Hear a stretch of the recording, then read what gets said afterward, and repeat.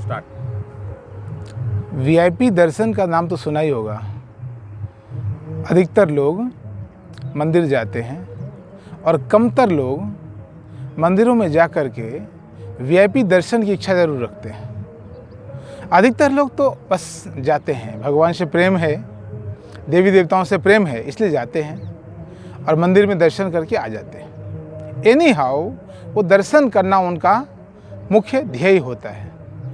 कुछ लोग दर्शन करना तो उनका ध्येय होता ही है, साथ में यह भी होता है कि वीआईपी दर्शन ही हो, ताकि पंक्ति में ना खड़ा होना पड़े, ताकि शारीरिक कोई कष्ट नहीं हो, ताकि मानसिक कोई कष्ट नहीं हो, ताकि आपको खुला छूट मिले। लेकिन मेन बात जो है वो भूल जाते हैं।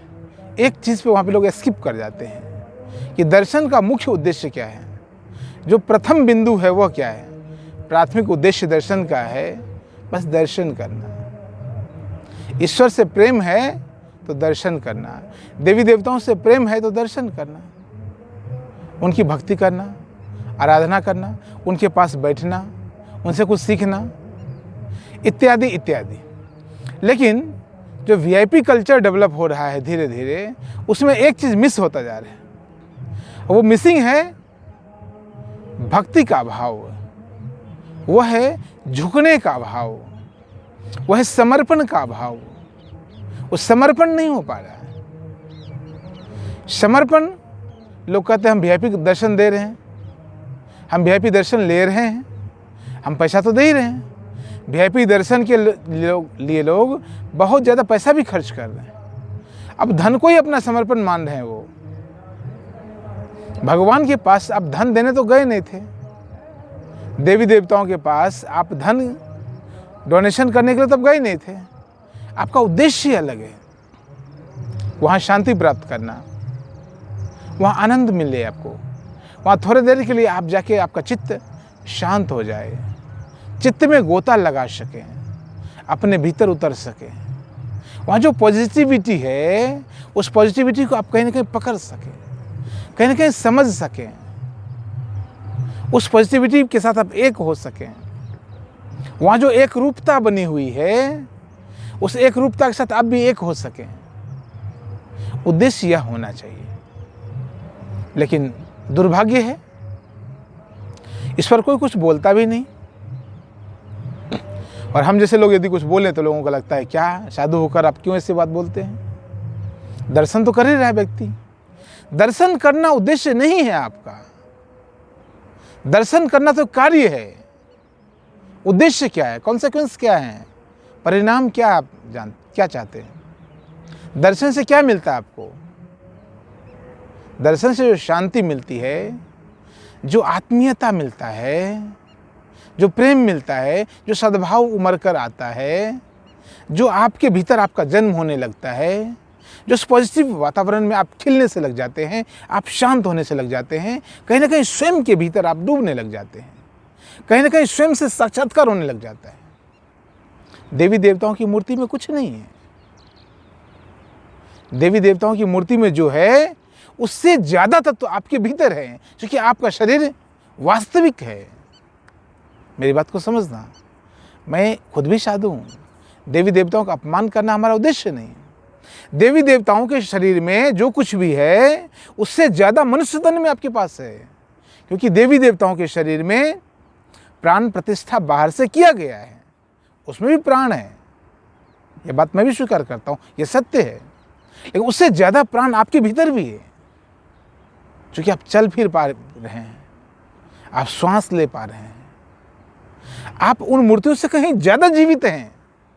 यह बात तो आप भी मानते होंगे।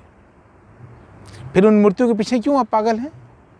क्यों फिर वीआईपी कल्चर को फॉलो कर रहे हैं? फिर वीआईपी दर्शन की आवश्यकता क्या है? वीआईपी दर्शन की आवश्यकता नहीं है, दर्शन की आवश्यकता है, वहां ठहरने की आवश्यकता है। और दुर्भाग्य की बात यह है कि वीआईपी दर्शन में भी जाकर आदमी ठहर नहीं पाता है। वीआईपी दर्शन यदि होना भी चाहिए तो उसका भी एक परम उद्देश्य होना चाहिए कि आप अकेले में बैठ के थोड़ी देर ठहर सकें। आप तीर्थ में जाकर क्या करते हैं? जाते हैं, गंगा जी में स्नान किया, वृंदावन गए, माँ के बिहारी जी के दर्शन किए और निकल लिए, कुछ पूड़ी सब्जी छोले चाट पकौड़े खाए और निकल लिए। उद्देश्य है ठहरना। तीर्थों में एक अलग प्रकार की ऊर्जा 24 घंटे कार्य कर रही है।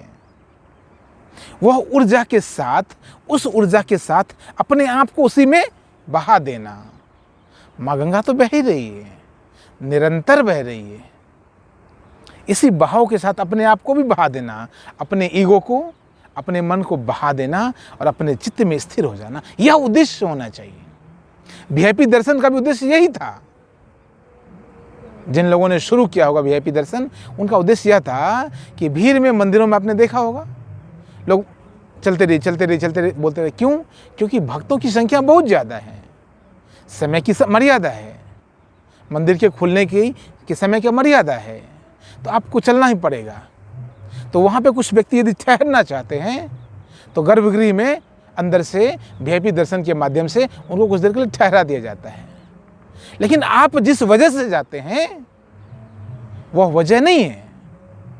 आपका कारण होता है वीआईपी दर्शन करके 4 लोगों को बता देना कि वहाँ पे गए थे फलाने मंदिर में, मनसा देवी, चंडी देवी, बांके बिहारी जी, वीआईपी दर्शन हमने कर लिया। यह उद्देश्य बिल्कुल भी नहीं है। यह तो निपट मूर्खतापूर्ण कार्य है।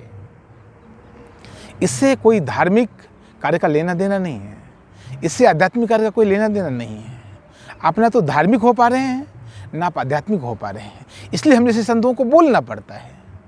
हमारा उद्देश्य आपको अपमानित करना नहीं है, हमारा उद्देश्य आपको नीचा दिखाना नहीं है, हमारा उद्देश्य किसी भी प्रकार से आपको पीड़ा पहुंचाना नहीं है।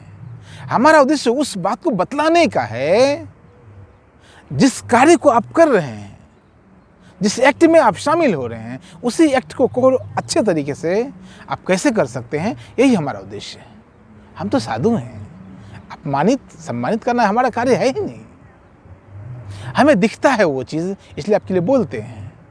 तो आगे से यदि आपको वीआईपी दर्शन की आवश्यकता हो तो कम से कम जाके गर्भगृह में ठहर जाना, कुछ समय के लिए रुक जाना।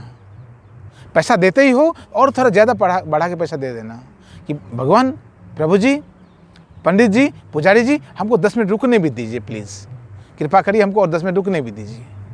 उनसे और अनुरोध कर देना और थोड़े पैसे दे देना उनको, और उनसे विनती करके वहाँ बैठ जाना, ठहरना सीखना। यही मूल उद्देश्य वीआईपी दर्शन का। अन्यथा आपका वीआईपी दर्शन किसी कार्य का नहीं है। मैं तो कहूँगा यदि आप पैसा खर्चा नहीं करना चाहते हैं तो सामान्य भक्त की तरह आप जाइए, लाइन में भगवान के दर्शन करिए, और जहाँ भीड़ नहीं हो, मंदिर परिसर किसी कोने में जाकर बैठ जाइए। वहाँ ठहरना ज़्यादा रुचिपूर्ण है। उसमें आपका धन भी नहीं जाएगा और आप आराम से किसी शांत इलाके में बैठकर, मंदिर की किसी कोने में बैठकर आप आराम से प्रभु से स्नेह कर सकते हैं, प्रभु से प्रेम कर सकते हैं, प्रभु के प्रेम में ठहरना सीख सकते हैं। बहुत बहुत धन्यवाद, बहुत बहुत अहोभाव।